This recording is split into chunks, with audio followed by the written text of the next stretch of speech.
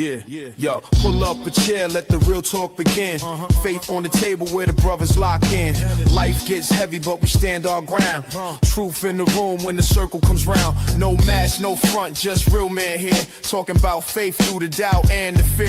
From the grind of the week to the lessons we share. Welcome to the men's round table, pull up a chair. Men's round table series, step inside. Real men, real faith where the truths collide. Voices at the table where the stories get shared. Welcome to the men's round table, pull up a chair. Welcome back to the Men's Roundtable Series Spotlight. I'm your host, Mr. U. This is where men rebuild from the inside out. If you're watching for the very first time, you're a new listener with us, thanks for making us part of your week. We're live on Facebook and YouTube. And of course, you can find all of the shows on our brand across social media platforms and on every podcast listening platform. So thanks again for making us part of your day and your week. We appreciate it. In studio with us, coach, relationship expert, and the host of the Affair Recovery Room podcast, Tim Tedder, is here. Tim, hey, so good to see you, man. How you doing? I'm doing good. Good to see you too. All right, let's get into it, man. There's so much I want to get into with the time that we have, so I'll just jump right in. When you're 15, 20 minutes into it, doing an episode, you got to just go ahead and just cut to the quick, right? So what I've noticed, I've seen this in different professional circles, are therapists, financial advisors, coaches. Can you explain, I guess, the deeper discovery when a professional kind of succumbs to something they teach people not to do? Can you speak to that? Because it's weird because I know in some realms, especially in financial advisory, it creates a distrust. They're like, okay, you tell me not to do that. Even kids look at their parents the same way. Say, okay, my parents taught me not to do this. Yeah, but I'm watching them, and they're doing what they're telling me not to do as a child. So, well, you know what? The people that are coming to me for information or help or assistance, they've already made a choice. They've already done something. I don't have to sit there and try to educate them on whether they should or should not have made a particular choice.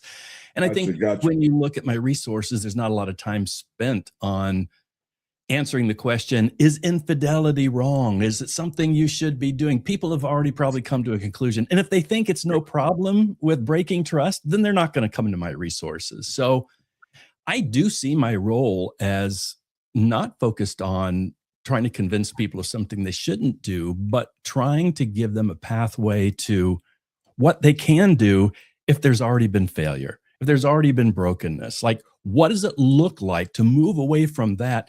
Not just putting the past behind you, but learning from it in a way that there's change in your future. There's a different story you're going to tell, either for your life or for your relationship. So it really is a positive focus on what does healthy change look like? Makes sense. So one of the things I believe that every time somebody like yourself is on this mission to help and serve others in this way, there's always a personal story attached. Yeah. So real quick, if you don't mind, can you share the story that kind of changed? Yeah, no, I mean,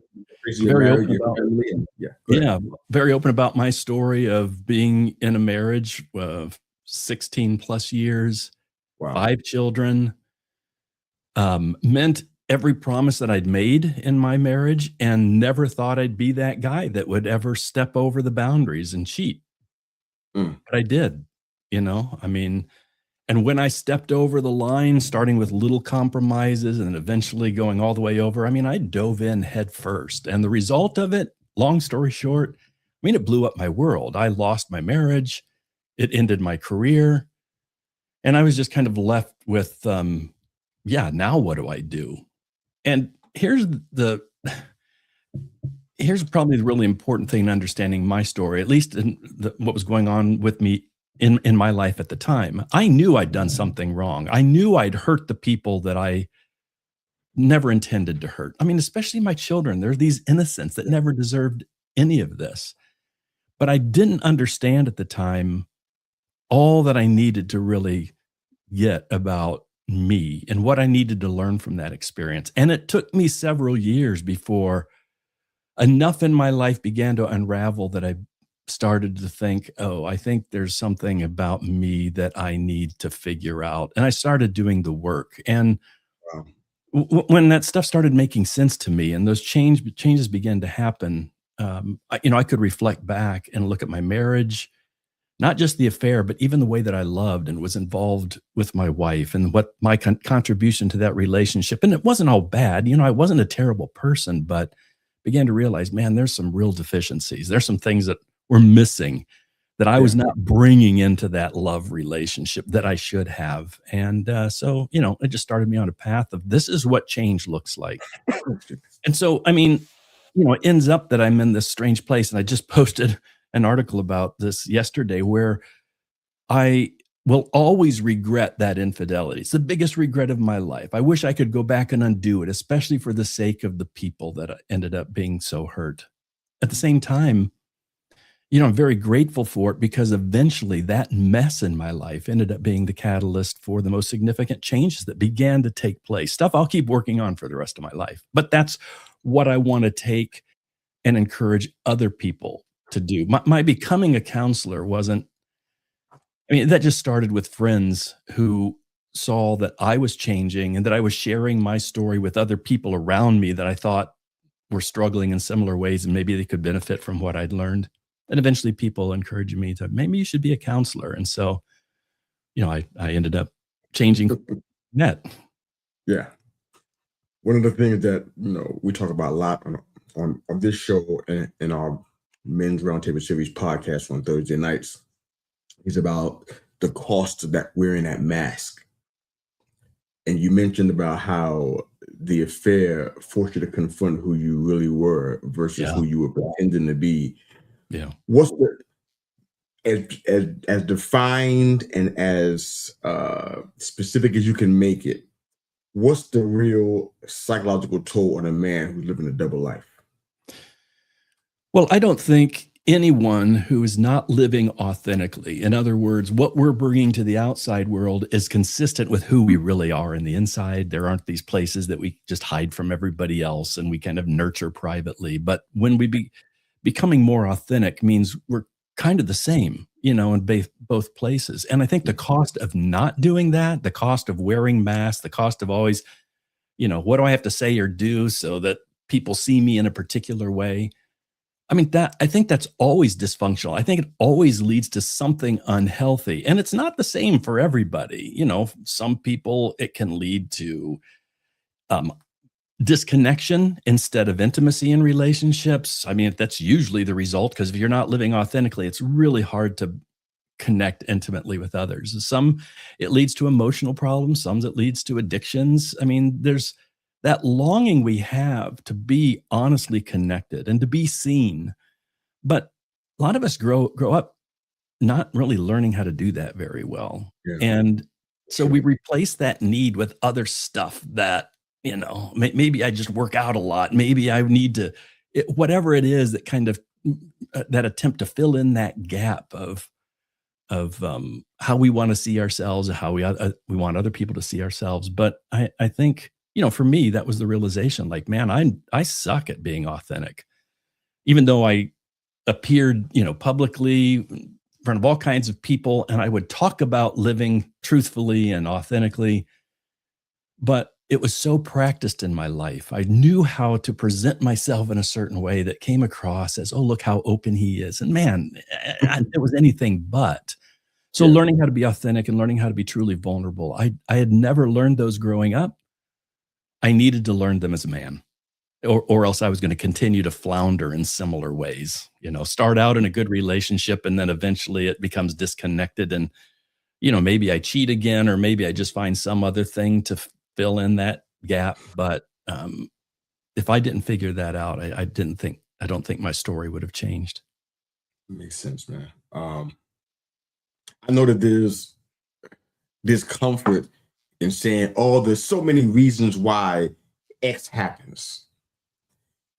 But I want you to try to break it down to the lowest common denominator, being, especially because of your work and your expertise, I think you are very suited to answer this question. Why do affairs really happen? I know people might say, oh, because of this, and this, or this.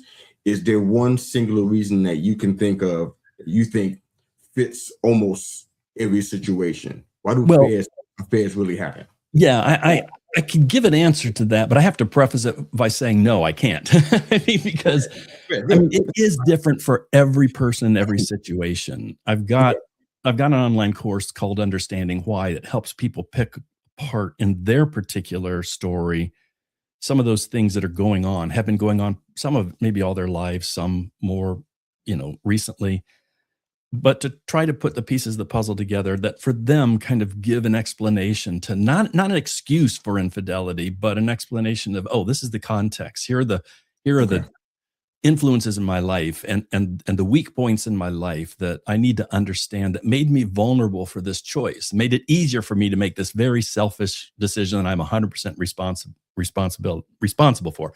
So it is different. There's no one blanket. And in fact, I get a little bit get a little bit defensive because a very common response I hear from people is that, and even from therapists sometimes, is that, oh, well, if there's infidelity, then that means there was something wrong in the marriage. Someone cheated because there were needs that were not being met in a marriage. Well, that's probably true because I don't know of any marriage where every single need is being met all the time. Sure. But the problem with that is just because my needs weren't being met, doesn't mean it was the fault of the relationship or my partner. It might be because of my own deficiencies that my need weren't being met. And I'm usually blind to those things. So, and one answer I could give is, and I can't give you the one thing, but that's okay. I can tell you for men. Okay. I think, and I'm guessing at this percentage, but it's probably fairly accurate.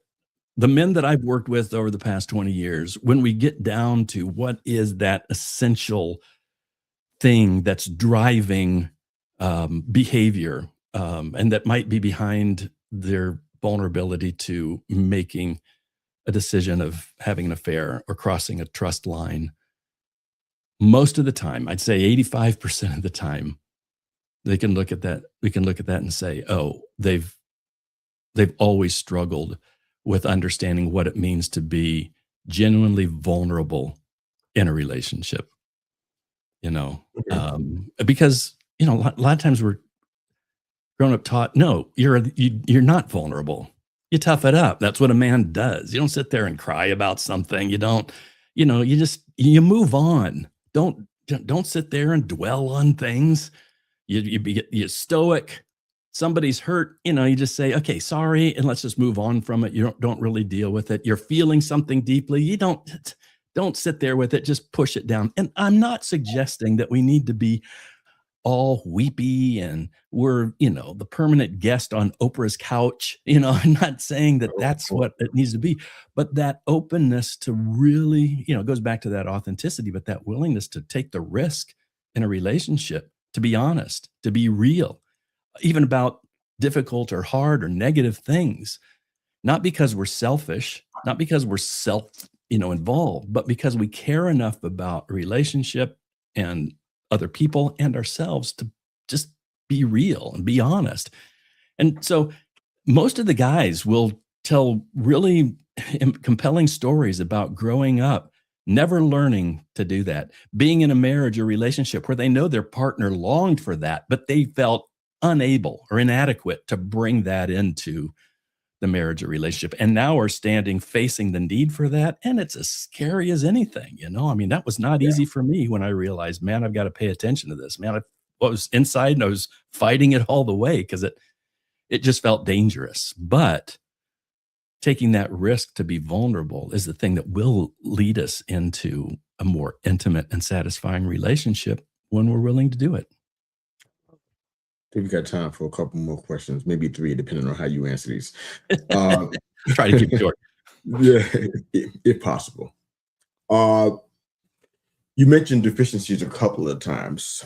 I feel like I understand where you're going with that. We've done enough men's work on these platforms to touch it, plus all my years of experience. But what would you say is probably if you don't mind sharing this from a personal standpoint, what would you say is that deficiency that, that's the one that you not only seen in yourself, but you see it in the people that you've been trying to help as well, that can contribute to or has contributed to a situation like what you were talking about with affairs? Well, certainly connected to what I said about just having a hard time being vulnerable, but the practical way it shows itself. And again, I mean, this might be different in other people's circumstances, Understood. but let me try to be a little bit broad. I grew up in a home where my dad was emotionally disconnected. I mean, he wasn't Okay. close to any of us. I learned that. My mom stepped in and she took control in a lot of ways, but it was emotionally manipulative. I grew up Mm, not really learning to trust or be comfortable with strong emotion, especially from a woman. wow. And so I think a lot of men, when they're in a relationship, at the beginning, it's great. You're attracted to each other. You're just, everything's wonderful. And if little things pop up, you kind of ignore them. But then when you settle into the work of the relationship and all that stuff that's going on in our brain and bodies that is working there to bring bonding, all that settles down. Now we've got to do the work.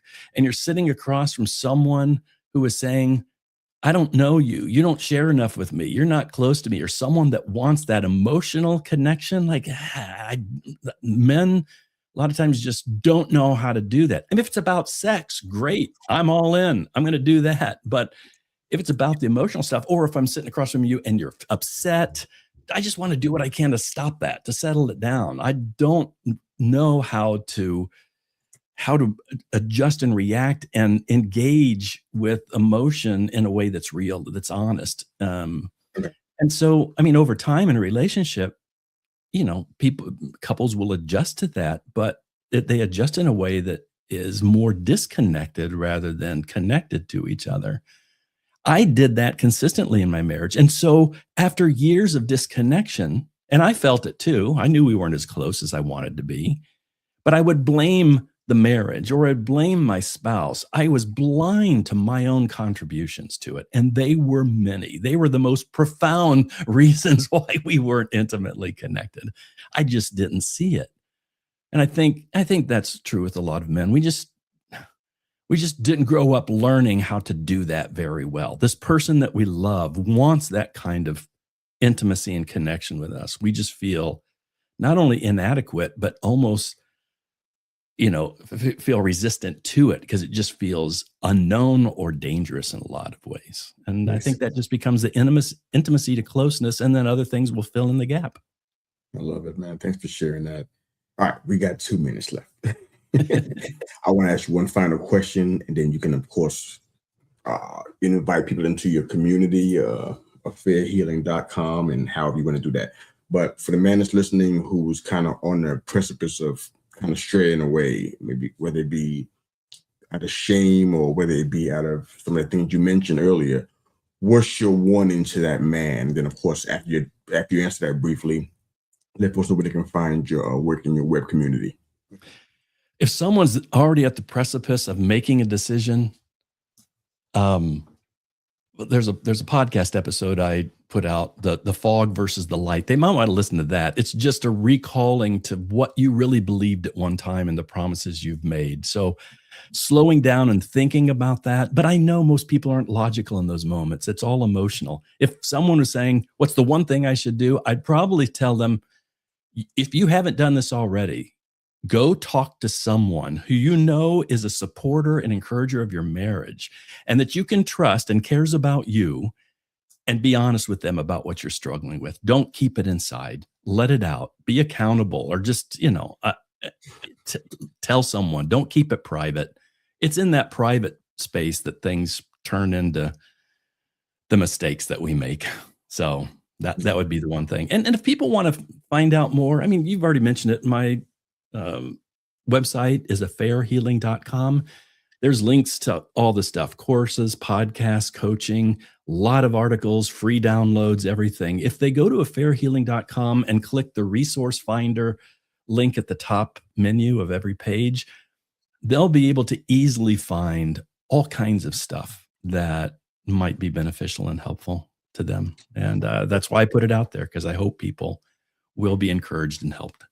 Thank you so much, Tim, for being here, man. Fantastic transparency and sharing your story, man. And you are definitely helping people, man. Affairhealing.com, man. Thanks again for being here, brother. Thank you.